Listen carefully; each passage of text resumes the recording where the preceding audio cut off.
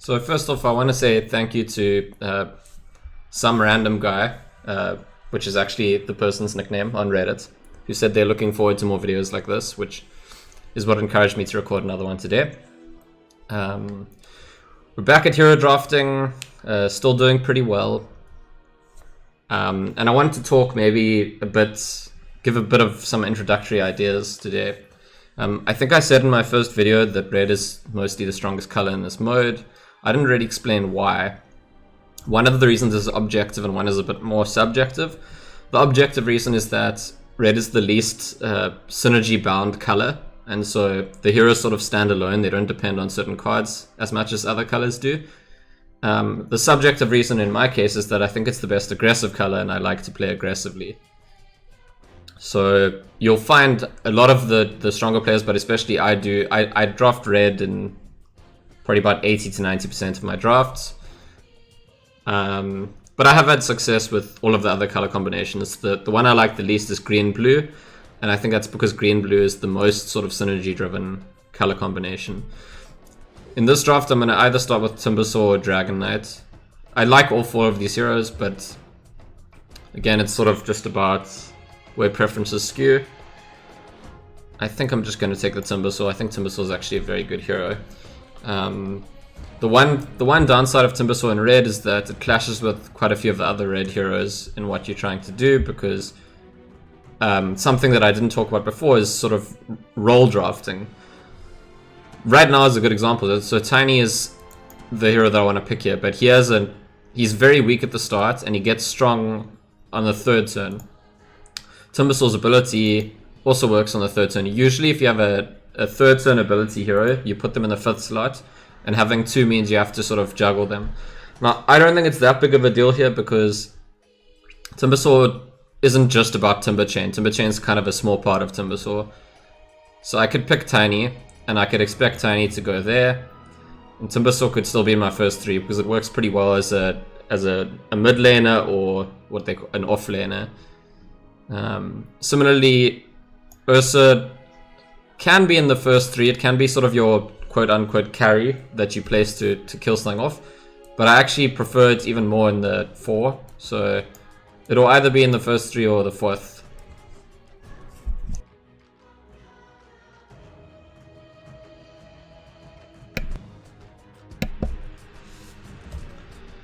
So always an interesting decision point for me when I'm heavy in red and I see scantzor, because I actually just really don't like scantzor. I think my previous draft the same thing happened and I ended up not picking it. Necrophos is reasonable, but I like it more when I have more black heroes because it has a signature card that requires you to, you know, have a black hero sort of standing on a lane. Wraith King I think is pretty reliable no matter what, so for me this pick is between scantzor and Wraith King. And it's just if I'm gonna relent and play a scantzor, even though I think it's sort of a circumstantial dodgy hero, I think I'm just going to take the Wraith King. And he has a Phantom Lancer, so I think Phantom Lancer is one of the better red heroes. Maybe even the second best after Sven. Takes over a game very easily. The signature card even on its own can take over a lane just by producing lots of units automatically. And now it's sort of starting to shape up what our roles are going to be, because Phantom Lancer I do want to my first 3. And so if these are the 5 I end up going with, this is probably the order I'll put them in. With the Wraith King being the offlaner, the Timbersaw probably mid, and the Phantom Lancer probably the third one I put in.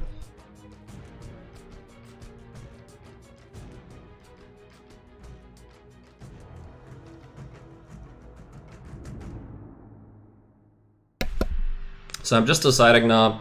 Chen and Pugna are both sort of good counters to specific things. Pugna can kill enchantments.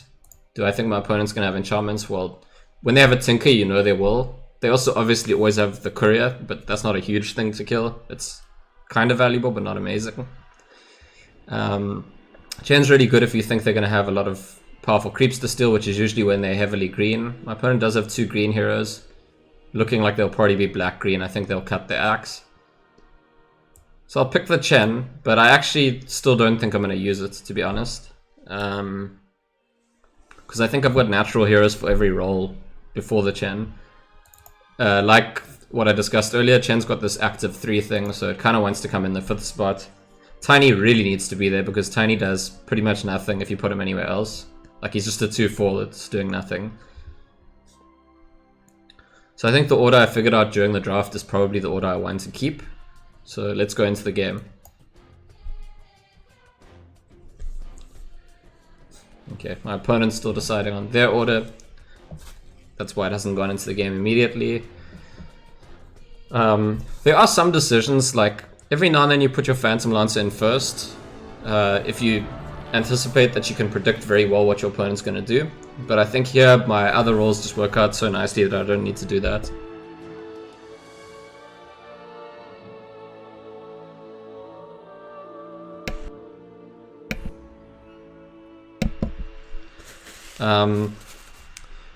Obviously one of the awkward things here is that I do have 1 green hero, which I didn't discuss. But Wraith King's kind of just gonna sit off and do his own thing. Like, I don't really care that much about the green cards in my deck. They're just sort of a bonus. Hopefully there's not too many of them. Yeah, there's not too many of them. He's kind of just gonna sit off in a lane and be annoying. So Timbersaur's going in first here, and it's a decision about where I put it, although even the very worst case scenario, I don't think there's any big way they can punish me for it. Like, I consider all these 3 heroes right in front of Timbersaur. Will any of those look particularly bad for me? Not really. So on that basis, it's like sort of a small decision for me. Okay, yeah. I mean, Timbersaur and Axe sort of bounce off each other. Wraith King again. He's just there to stand there and tank whatever. So again, not that important. And the Phantom Lancer I'm just going to put in front of whatever they play, so I'll put it in front of this. It gets armor. I mean, I usually put it in front of things, but you don't have to. Because if I put it in front of the Pit Lord here, the Underlord, sorry, they're both going to kill each other in 2 hits. What's nice about having the PL blocked is that it makes illusions that then get armor, that then sort of take over the lane. It makes the illusions regardless. It's just they don't have the armor if it's unblocked. So I'm gonna go with this way, and if I find any way to reduce the Underlord's damage or kill it a little bit faster, then the PL could even live, which would be amazing.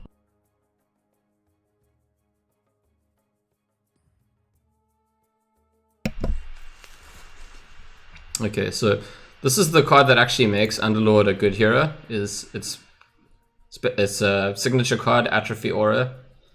Enemies up to 2 slots away, -1 attack. When one dies, gain +1 attack permanently. So for example, my creep now is just dying to their creep, not trading favorably. So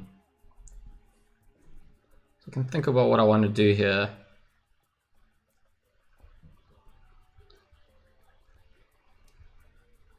I can play the Grievel and just get some more information. Overpower I sort of want to save for when my Ursa's out. I could put Bronze Legion here, which would sort of counter what that hero is doing, but I could also just put it somewhere else. So what I'm going to do here is just sort of play a sneaky courier first. Pass, get some time up because I was busy roping. Some people are really fussed about saving your courier for later rounds so that you can use it as like a sneaky initiative play. I think it's a bit exaggerated. I think sometimes there's specific things you can do that are really good that way, but people assume that having initiative is what you want. You don't always. Sometimes it's actually nice for your opponent to have to go first. Obviously, if at the start of the round you want to kill something or protect something from being killed, then you really want to start the round with initiative. But if the stakes aren't like that, then it can be better to not have initiative and let your opponent do something first. And you might say they can just pass the initiative, but passing initiative is always risky because then the other person could pass as well and you don't get to play anything that turn. So I'm going to put my Legionnaire somewhere. Since I'm going to put my Legionnaire somewhere, I might as well put my Grievel somewhere first. So I'm just going to place the Grievel in this lane because it would deal 0 damage in the same lane as the Underlord. I got a green one, which gives them regen, so it gives me another option for this turn, but I still think the Bronze Legionnaire is a better play. And I think I'm going to go in the PL lane. It's a bit weird because the PL lane sort of is going to get units generated anyway, just from the PL. That's kind of why the decision was a difficult one for me.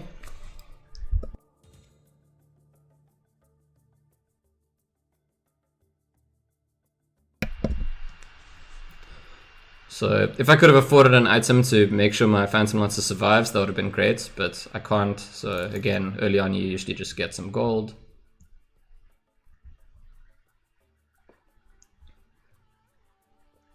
So they're placing Lady Anshu, which has quick deploy, and when it dies it buffs its allies, so they might just put it somewhere where they can get it killed.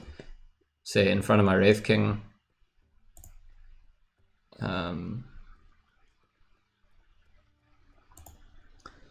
And it's nice to put Ursa in front of someone you can kill or someone whose armor you can reduce, but the problem here is that the only option is in front of the Bloodseeker, then I have to also combine with the Overpower, and my Ursa dies in the process, which is not great. I could just trade my Ursa out for my Timbersaw.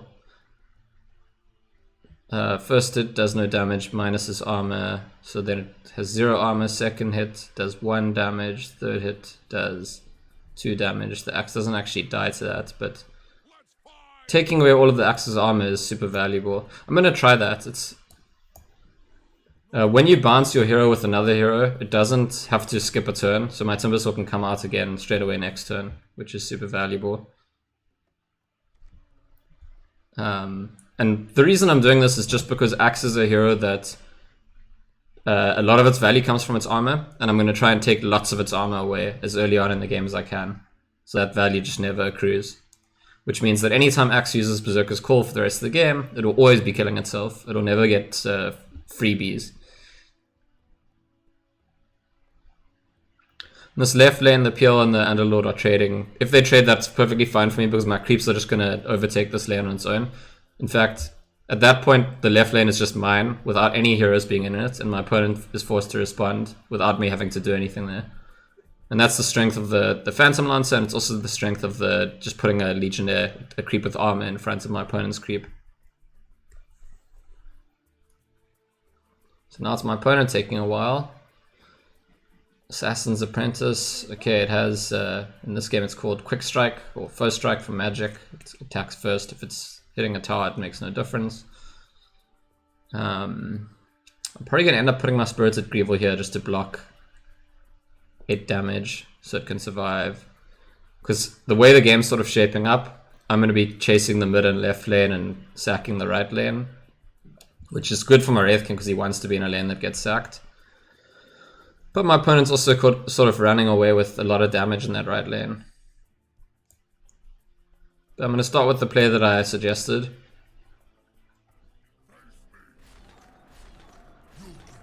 Unfortunately, the axe doesn't die right away, but in a way that's also good because it means the Ursa gets another hit. So he's going to have -4 armor next time he comes into the game, instead of +2 armor.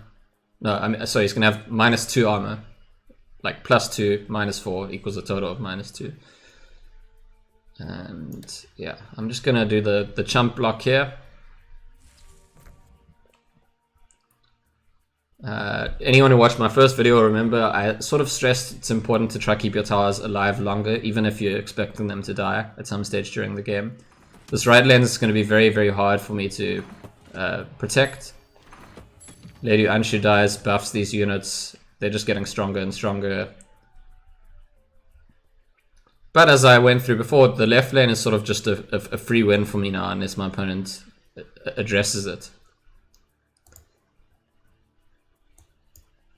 So I like Midas Greaves early on for the money.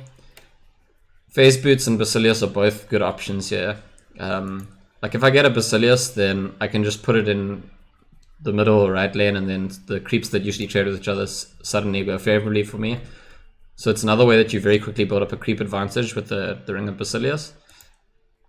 Phase Boots is good usually if you want to either, you know, run away from someone or force 2 heroes to fight each other. I don't see that position happening just yet, so I'm going to start with the Basilius.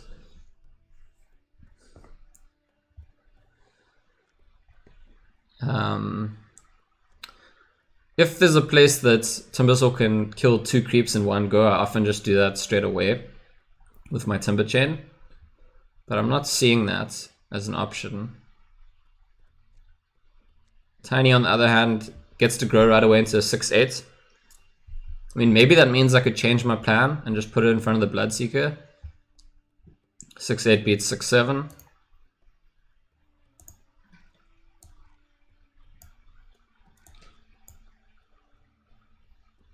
Does this look good? Do we care if our opponent goes to the left?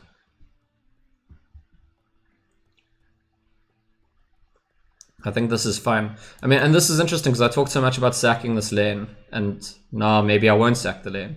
And it's kind of how the game goes. Partly it's because I'm recording and I don't look as well at the bigger picture, but something I discussed in the previous video as well is partly Artifact's just a game where, because it's sort of back and forth, passing priority all the time, your plan changes in that short space of time as well. You keep adapting which lanes you're contesting, how much you're contesting them.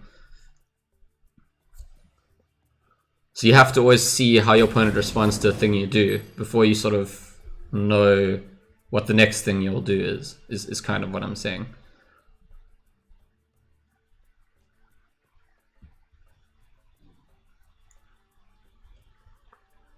So first I'm just going to grow my Tiny because I'm definitely doing that this turn, and none of my other actions seem urgent.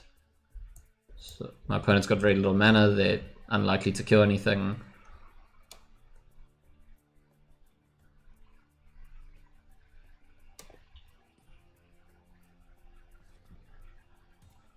I got the numbers wrong here.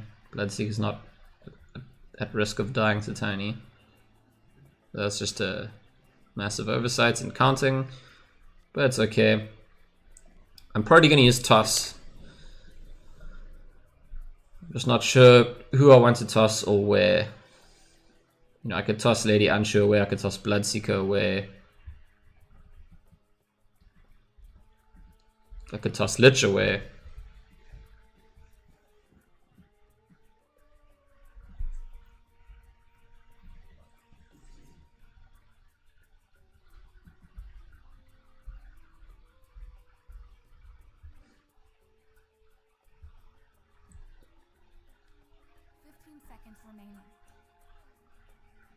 I want to get my Midas Greaves down anyway, so I'm going to just start with that, well I think. And maybe my opponent will make another play still. I put it on the Tiny because I'm pretty sure he's going to survive. So I can toss Lich just to the left lane, I think. Just so he's sort of doing nothing, because that's still a lane that my opponent's going to struggle with. My opponent's upset that I'm taking a long time. Well, that's their problem. Could toss Bloodseeker across and actually start threatening this lane. I think that gets in the way of what my opponent's trying to do a lot, so that's quite nice. I'm going to try that. Toss the Bloodseeker across.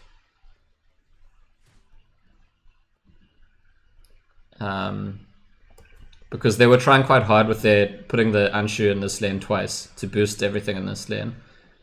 And now I'm sort of reversing that momentum. And the time and effort they've committed. I mean, they're going to have this one unit that's quite strong in the lane, that's for sure, but it's quite hard to fight against an active Tiny.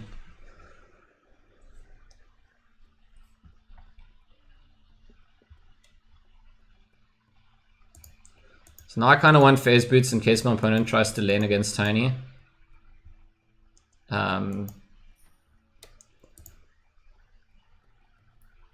Timbersaw's taken 2 damage. I'm not sure if that's enough to put a healing blade on it.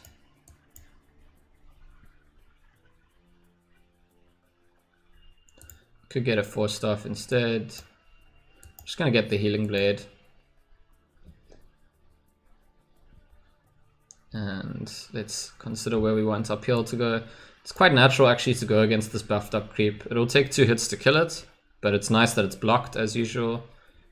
Especially if I'm going to summon another Phantom Lancia, which is quite possibly what I'll do. Alternatively, I could put it in front of the Lich. Also blocked, also gets the bonus, and I can phase boots it to keep it alive. But I think we're getting to the point now where I want to make a decision about which lane I'm sacking. Can still always change at any stage. But for now, I'm sort of leaving behind this mid lane.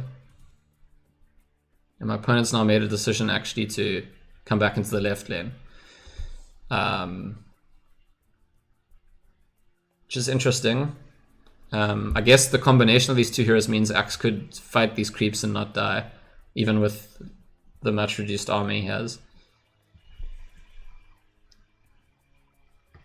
Would have been really nice if I got Timbersaur's signature card, Your Whirling Death, because I could have just instantly killed this Bloodseeker.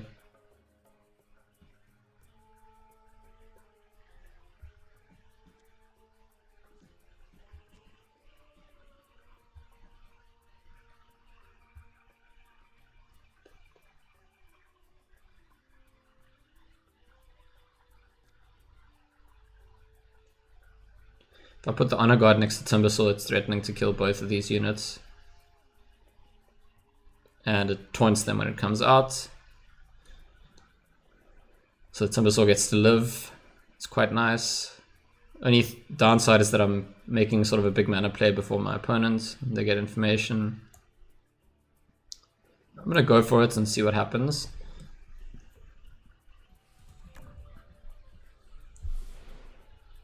Threatening a very nice positive trade in this lane. One thing I'm a little bit worried about is, and I'm not going to mouse over it because it shows my opponents, is the Underlord can actually teleport both Underlord and Axe to another lane. And then the result is sort of that we're both abandoning the left lane. And I'm planning to use either Healing Sword or Into the Fray on my Phantom Lancer just to kill that unit right away. So that if my opponent wants to keep putting Lady Anshu in front of Tiny just to block all the time, I'm getting gold and Lady Anshu's not actually buffing anything. It's important to me that she doesn't get value out of her deaths. Born to die for me. Okay, so my opponent used Sacrifice to get more mana. Maybe they want to Chain Frost. Chain Frost, I believe, does 14 damage in total. Yeah, 7 times 2. 8, 9, 10. So it will just destroy this lane. Don't know if I can do much about that. If I put the Ring of Aquila in here, then it's extra 4 health total because armor, armor, armor, armor. Yeah, actually, so that's a good counterplay to if they want to Chain Frost. Ring of Basilius, sorry, I think I said Ring of Aquila. Because the Chain Frost won't just wipe this lane now. And they can't be guaranteed to kill the thing they want to kill.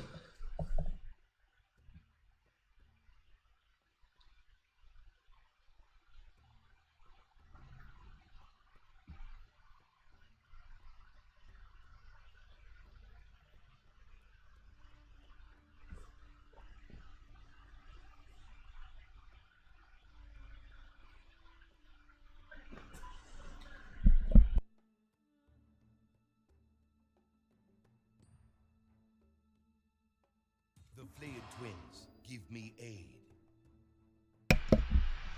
So my opponent played Exsanguinate. Puts something to 3 and heals something else for extra damage. Trying to keep their Lich alive. I don't think I have anything to do about that. But now instead of using my Healing Blade, I'm going to use Into the Fray to buff my peel. Because it gives me quick cost, it gives me initiative. And that means that I get to play first next round, and I'm feeling like that might be a big round to play first in. I'm gonna have all 5 heroes on the board, I think, so... Okay, so they had a very powerful item, Warhorn, plus 6 health, and when you play it, it gives allies plus 2 damage. So they're keeping their heroes alive. The only lane I'm clearly winning in now is the right lane. You see how quickly it changes. I was clearly winning the left lane, and losing the right lane, and now that's completely reversed. The positive for me is that my opponents committed heroes just to turn around creeps in the left lane, whereas we're both playing heroes in the right lane. Although from their perspective, they just keep playing a rapid deploy hero in the right lane. So it doesn't cost them that much, it's just money really that they're giving up all the time. That Lady Anshu just keeps dying, and if she's not buffing things when she dies, it's quite a big deal to just give up that money over and over.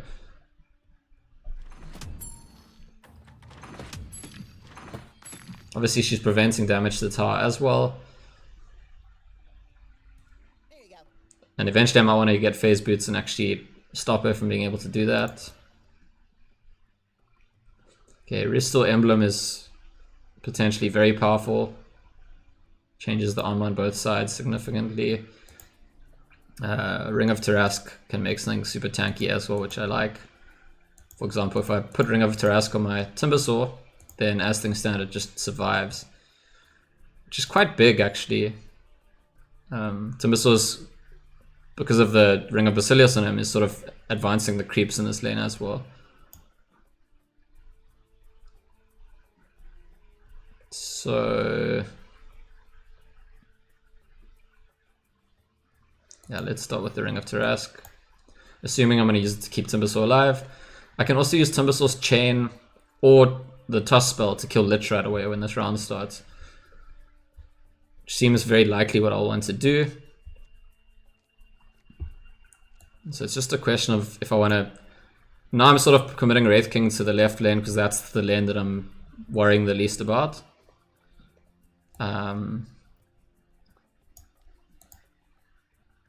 If I put Ursa in here, then Timbersaw can't just neatly chain to here.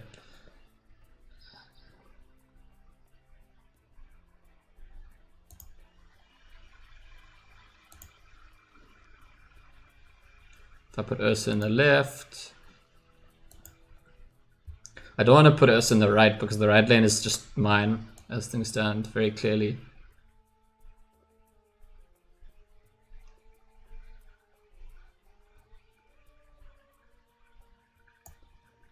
Okay, so I'll put Ursa in the middle. And my opponent's keeping up with their plan of just sacrificing Lady Anshu over and over against Tiny. We'll see how far that gets them. Timbersaw could chain across to the left lane. Sort of an interesting strat. Spring the Trap is like an insanely powerful card. I've never used this card when there aren't two open slots, so I'm not sure if it will just replace normal creeps. But it's supposed to summon two scantzors, and they each deal 2 damage, and they target the lowest things first. So 4 damage, killing off weakest units first. It's like very, very powerful effect.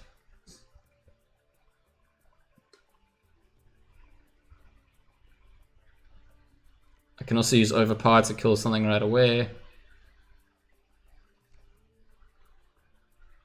I can use Toss to kill something right away. I have so many options here. I feel like I should definitely be killing one of these things. But if I can only kill one and my opponent can chain for us, that's like a little bit scary. 2, 4. 15 seconds remaining.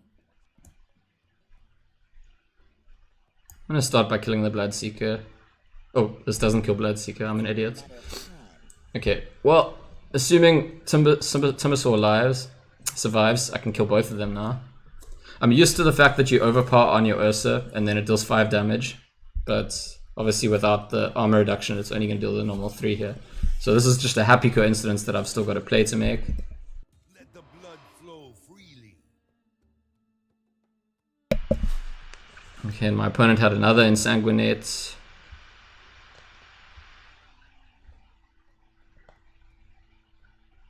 Now I'm sort of thinking... Kind of want to use my chain, but then Timbersaw has to go to the left lane and also leave this Bloodseeker attacking me.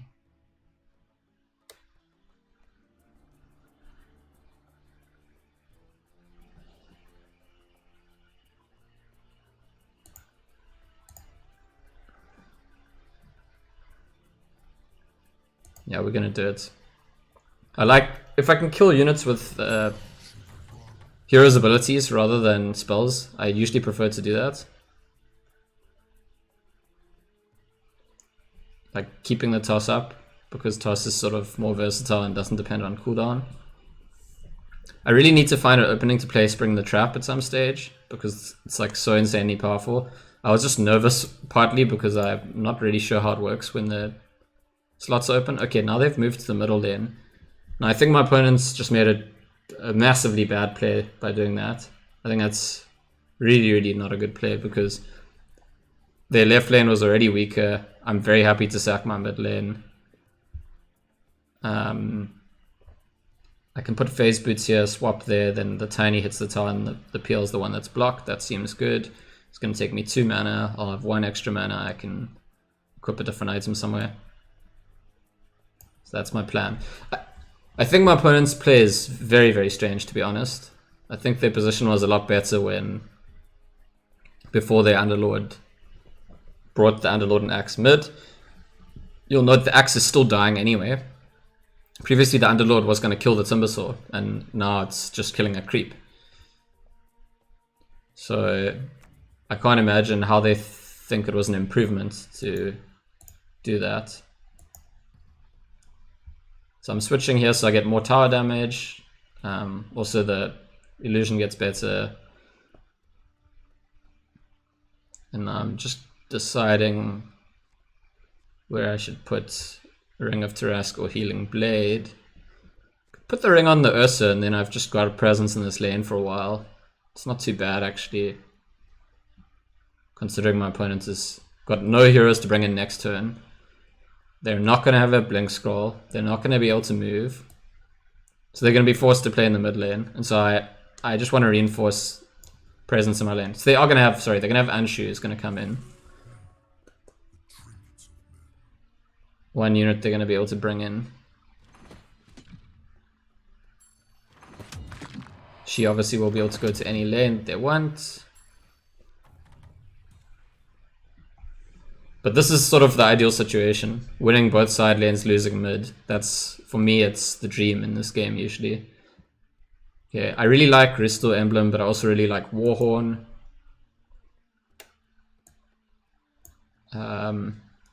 Warhorn might let me kill one of these lanes and blink a hero art at the same time, which is quite cool. So I think I'm going to do that. You know, I could like use my blink scroll to bring the Wraith King or the Timbersaw to mid, but put the Warhorn on the other hero and maybe still get lethal, or more likely that same thing but in the right lane. Especially because Tiny can grow again now. If I play Spring the Trap in the mid lane, it kills the weakest things first, so it will deal 1 damage to the creep and then 3 damage to the Bloodseeker. But I'll also have 2 3/4s standing there.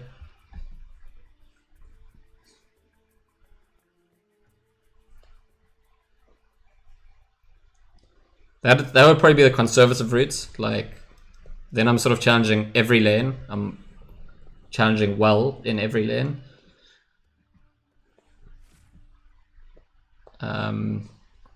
But because my opponent has no mobility, unless the one item in their hand is a Blink Dagger, it might just be correct to toss the Anshu out of the lane. I think I can toss her out of the lane. It says 5 slots. So I could toss her to the first slot in the middle lane. Oh, okay. So my opponent had the signature card of Lady Anshu to kill her and summon the dead units. It's quite a powerful thing to do in this position. They might be planning to chain for us. No, that takes 6 mana, so they'd have to sack the creep first. I could still toss one of these heroes out. So they're mostly black, they got less red. I can see here. Back for more, Armor Master.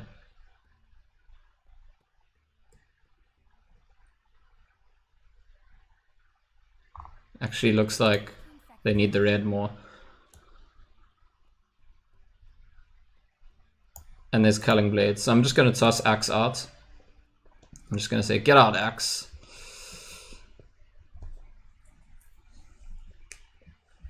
because now the only way they can protect this lane is with black. If the Lich goes to eat the creep, I'm assuming there's a 6 mana card coming up. It's probably Chain Frost. Could be this creep, but I mean that's actually a really good creep to play right now. Deals 1 to everything on both sides, can kill a bunch of my stuff.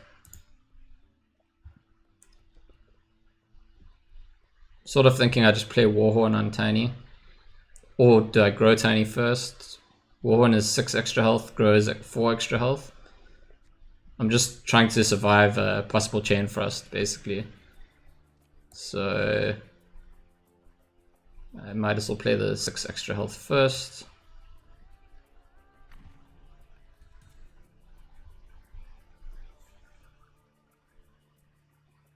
$14 damage total. If both these heroes die, it'll be very unlucky, I'd say.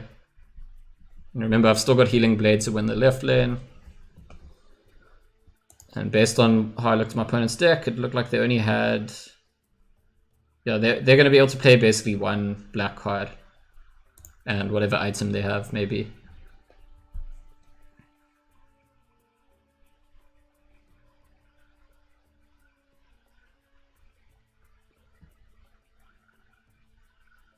Like, if they got super lucky with Chain Frost, they could kill both my heroes, I guess.